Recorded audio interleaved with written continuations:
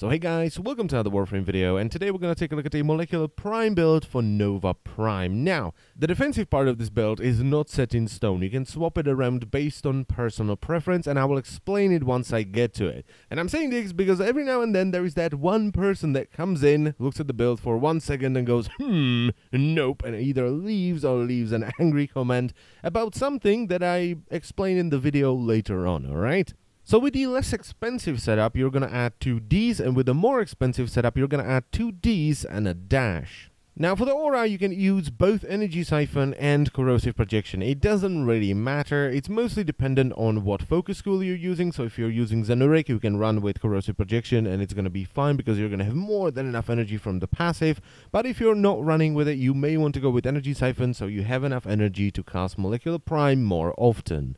Then I'm using Prime Continuity and Narrow-Minded for a lot of power duration, because power duration basically translates into range with Molecular Prime, because it increases the duration of the wave from Molecular Prime, so it will travel farther away and it will affect a larger area. So with this, you're going to cover a huge area, okay?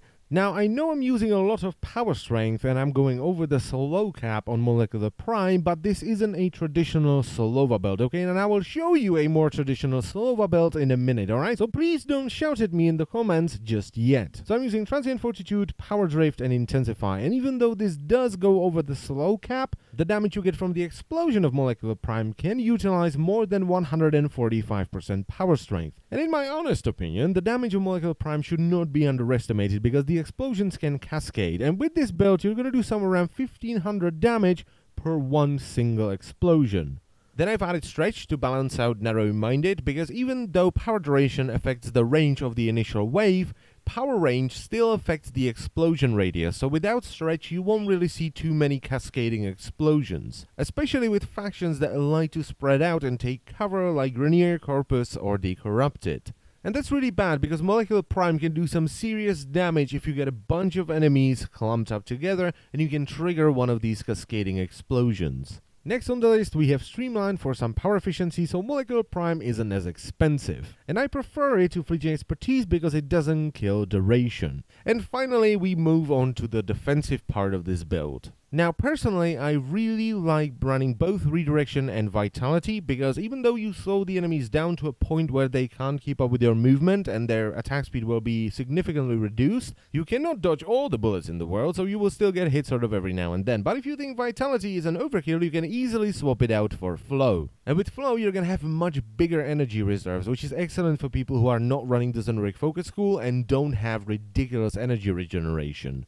And finally, since we've added Flow, we can also swap Redirection for Quick Thinking if we're going into a mission where we're going to take a lot of spike damage. So these are all the different varieties of this build that you can use, and once again, as I've said already, this will be either 2 Forma or 3 Forma if you, for instance, have primed Flow or you want to max out all the mods. Now, if you want to build a more traditional Solova that focuses on crowd control rather than damage, you will need 3 Forma, which is going to be 2 Ds, and we're also going to Forma one of the Vs into a dash. Now the build is very similar, so you once again start off with either Energy Siphon or Corrosive Projection, Prime Continuity, Narrow-Minded, but this time we're also going to add Constitution. Now if you don't care about the additional power duration, you can swap Constitution with Flow, and this is once again excellent for people who are not running the Xenoric Focus School, but since I am a part of the Master Race, I don't really need Flow, okay? Then for Power Strength, we're only going to use Intensify and Power Drift, which is going to take us up to 145% Power Strength.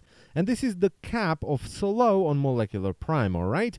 Then we're going to use Fleeting Expertise and Streamline, and it would be much better if you had them the other way around. So a higher rank Streamline and a lower rank Fleeting Expertise, because it would remove less duration. And once again, we have the same defensive mod, so Redirection and Vitality, which you can swap out at will. So you can remove Vitality and add Flow. And once again, if you really like Quick Thinking, you can put it there instead of Redirection. Now I very much prefer the first build because I like running sniper rifles and single target weapons with this, so I would much rather use the previous one, which does more damage with Molecular Prime, but it's slightly more expensive. But if you want to use a more traditional Slova build that focuses on crowd control instead of damage, this is the way to go. Now this build is very powerful. It cripples the enemies very significantly, especially the infested, where it pretty much nullifies runners, volatile runners, and chargers, and even though it doesn't really nullify them, it still cripples ancients, moas, and boilers a lot.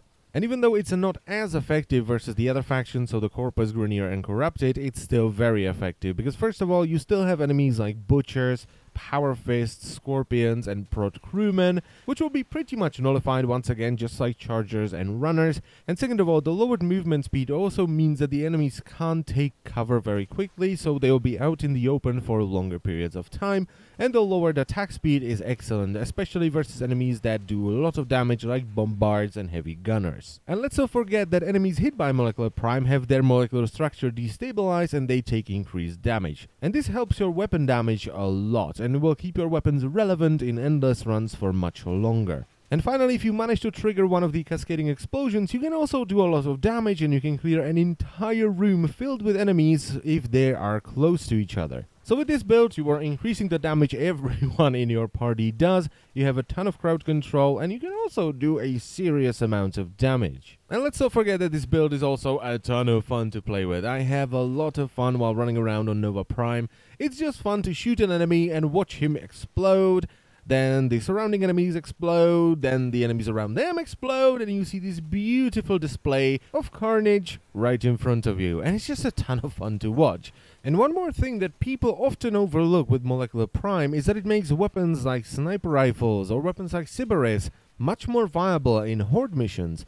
Because you don't need to kill all the smaller dudes, you just target the big dude like a Bombard or a Heavy Gunner or an Ancient, and as soon as you kill them with your very powerful single target weapon, all the smaller dudes will explode from Molecular Prime, which is excellent for a person like me who really likes sniper rifles. So all in all, a very fun and powerful build that I would definitely recommend you at least try out, alright? And before I end the video, I want to say thank you to a couple of people once again. So thank you Mr. Vitik 2003 for the Banshee Noggle, and Mr. Celestial Storm for the Exilus adapter. Then there is Mr. Lordanier, who sent me an ungodly amount of noggles, and also included either a pun or an appropriate comment for each one. And you thought that was all of them, right? Nope. No, you foolish you. He sent me even more than that. And here is the continuation of his madness, so many more noggles, and at the end we have Mr. Game Alpha, who has sent me Tellurium, so thank you very much, guys. Then there is Mr. Cherdov Sittler 1, who has sent me an Ember Noggle, and Mr. Pavithrang Gamer,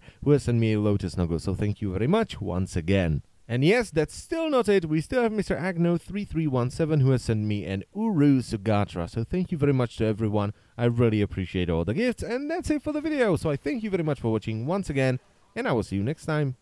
Bye bye.